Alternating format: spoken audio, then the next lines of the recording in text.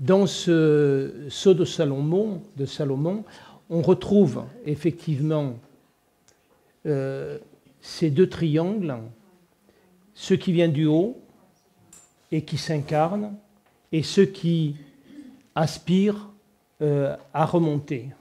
Donc les deux font ce qu'on appelle le sceau de Salomon. Ça fait partie de la monade divine.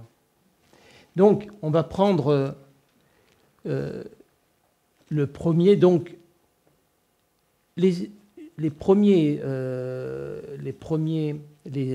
premiers sont tous liés à des événements extérieurs.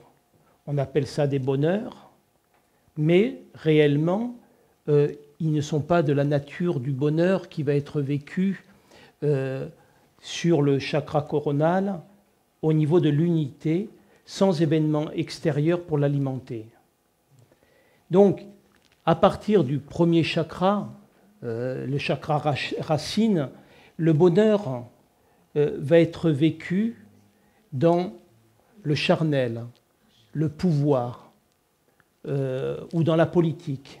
C'est-à-dire que les personnes qui vont fonctionner à partir de ce centre énergétique vont chercher à trouver ce qu'ils pensent être le bonheur à travers ces espaces-là. D'accord pour tout le monde ?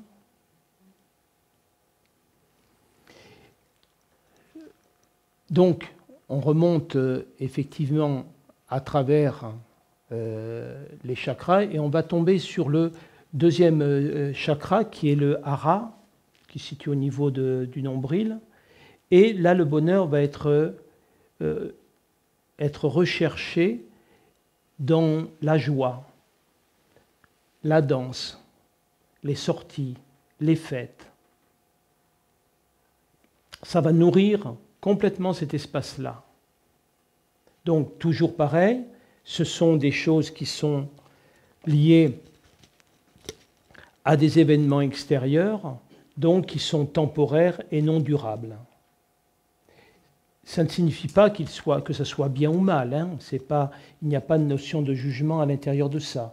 Mais il faut bien être conscient de cette réalité-là.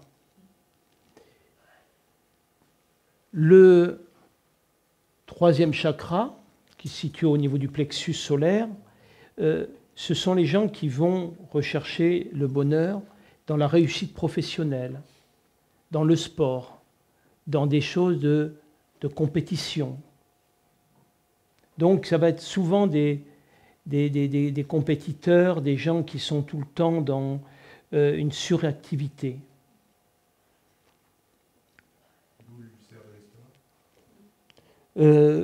Non, c'est pas obligé, non, c'est pas en lien. Parce que ça, c'est véritablement... c'est au niveau des gens qui sont dans une recherche de satisfaction et qui vivent en recherchant de se nourrir, de trouver un état durable à l'intérieur. Et chacun va fonctionner à travers ses propres espaces. Donc, ce qui est intéressant, bien évidemment, quand je le nomme, c'est aussi vous de vous situer dans quel espace, bien évidemment, vous vivez. Après, il y a le 5. On revient après sur le 4. Hein. Il y a le 5 ici, donc, qui est le chakra qui est au niveau de la gorge. Et donc, il va y avoir une recherche de bonheur plus dans les arts, dans le théâtre, dans l'écriture, dans l'art en général, la peinture, enfin tout ce qui est expression artistique.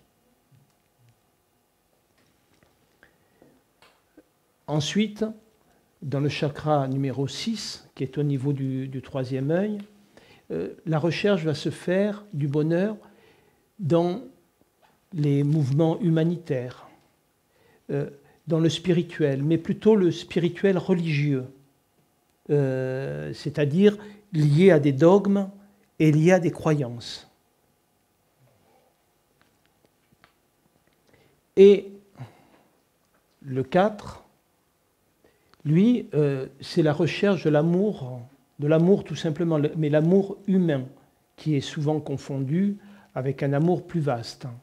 Donc, je rencontre une personne avec qui j'ai de l'amour, c'est au niveau de ce centre-là. Et en fait, ce centre du cœur, il est la synthèse de tout, en fait. C'est-à-dire, tout ce qui est vécu dans ces espaces-là est récupéré au niveau du quatrième, au niveau du cardiaque, au niveau du centre du cœur, consciemment ou inconsciemment. C'est comme ça. Parce que le chakra du cœur est l'endroit par où, en fait, il y a la connexion avec l'âme. Il y a un point qui s'appelle le point Yoki. Si vous regardez, en touchant entre votre poitrine comme ça, vous allez avoir un endroit que vous allez sentir un peu plus sensible qu'un autre. Et c'est ce qu'on appelle le point Yoki.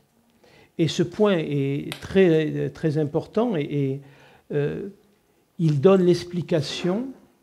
Si vous le faites, vous sentez obligatoirement. C'est obligé. Et c'est ce point, d'ailleurs, où dans la religion catholique, quand on prie, on le met à cet endroit-là. On ne sait pas on a perdu le savoir en fait, mais on prie, on se met comme ça, mais c'est uniquement parce qu'on se met en reliance avec ce point-là. Il est plus haut. Ouais, il est vraiment par ici à peu près. Oui, un petit peu du sternum. Donc quand vous passez, il y a un endroit qui est plus sensible que les autres. Et donc, effectivement, tout ce qui est vécu est ramené pour pouvoir ensuite être amené au niveau du chakra coronal, qui est le chakra qui nous permet d'être en reliance avec le subtil. Toutes nos expériences humaines passent par là et vont sur des plans supérieurs. Le bonheur se situe à cet endroit-là réellement.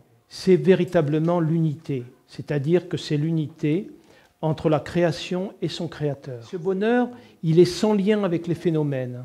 C'est un état intérieur que peuvent vivre les saints, par exemple, qui sont encore identifiés, mais qui sont dans une telle foi qu'effectivement le bonheur, il est vécu par l'amour de Dieu, dans une foi très forte. Il peut être à différents endroits.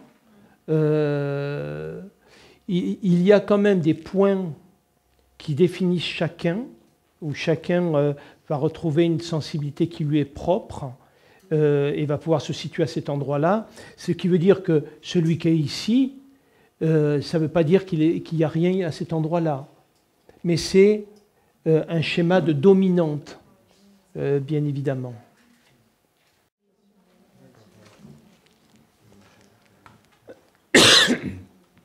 Donc, effectivement, le bonheur qui est vécu dans tous ces centres-là, il est vécu à partir d'un manque, bien évidemment. Parce qu'il y a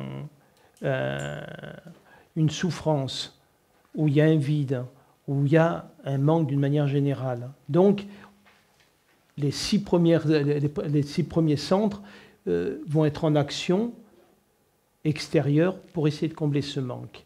Donc, qu'est-ce qu'il va y avoir? Le bonheur va être confondu avec le bonheur amoureux, qui est uniquement, en fait, que de l'affect.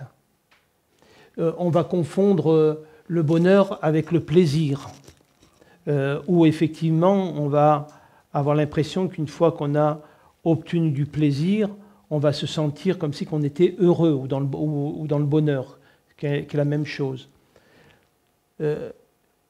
La joie, quand il y a un événement heureux qui arrive, on va se dire je nage dans le bonheur. Ou dans la satisfaction d'une réussite, on va aussi le confondre avec le bonheur. Donc, il est important de remettre les choses exactement au bon endroit. Il y a ce qui est lié au manifesté Et dans notre incarnation, effectivement, nous vivons des expériences où on essaie de vivre des expériences agréables, des expériences qui vont nous enrichir, des expériences qui vont nous permettre d'avoir une vie la plus douce possible. Mais tout ça, ce n'est pas le bonheur.